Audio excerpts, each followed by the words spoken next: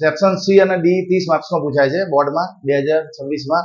તો ગ્રામર સેક્શનમાં ગ્રામરમાં ફંક્શન જે છે 7 થી 8 માર્કના તમને બોર્ડમાં ફાયદો કરાવશે. ચલો એમાં જોવાનું શું કે શોઈંગ ઓલ્ટરનેટિવ ઓપ્શન આપેલું હોય કે કોઈ બી એકનું હોય તો એમાં તમારે શું આઈધર ઓર, નાઈધર નોર અથવા ઓર વાળા સેન્ટેન્સ જોવાના. બરાબર. ટાઈમમાં હોય તો ટાઈમમાં 3 પ્રકારના છે.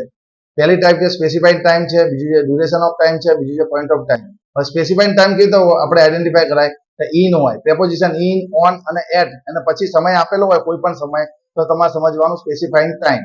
ડ્યુરેશન ઓફ ટાઈમ શું બતાવે ફોર પછી કોઈ સમયગાળો આપ્યો જેમ કે 1 મંથ, વીક, 2 યર, 3 યર એવો સમયગાળો આપ્યો હોય તો તમારે સમજવાનું duration of time. Point of ટાઈમમાં શું આપ્યું સિન્સ મોર્નિંગ આપ્યો, સિન્સ 8 o'clock ચોક્કસ સમય આપેલો હોય તો પોઈન્ટ ઓફ ટાઈમ સમજવાનો.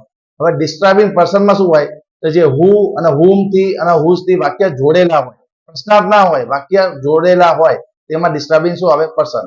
નાઇસિટીઝ, પ્લેઝન્ટ્રીઝ, ઇમોશન્સ એ બધા શુભેચ્છા દર્શક વાક્યો હોય, લાગણીશીલ વાક્ય હોય જે વાક્યના અનુસાર હોય એમાં તમારે નાઇસિટીઝ અને પ્રેઝન્ટેજ અને ઇમોશન્સ ઉપયોગ કરવાનો.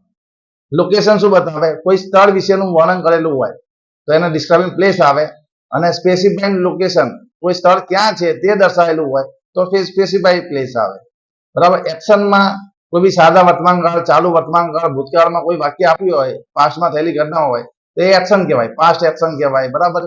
પછી મેનરમાં તમારા સેન્ટેન્સની પાછળ એલવાય લખેલું હોય, પોલાઇટલી, સ્માર્ટલી, એલવાય વાળું વાક્ય હોય લાસ્ટમાં એટલે અમે એડવર્બ ઓફ મેનર થઈ જાય. બરાબર.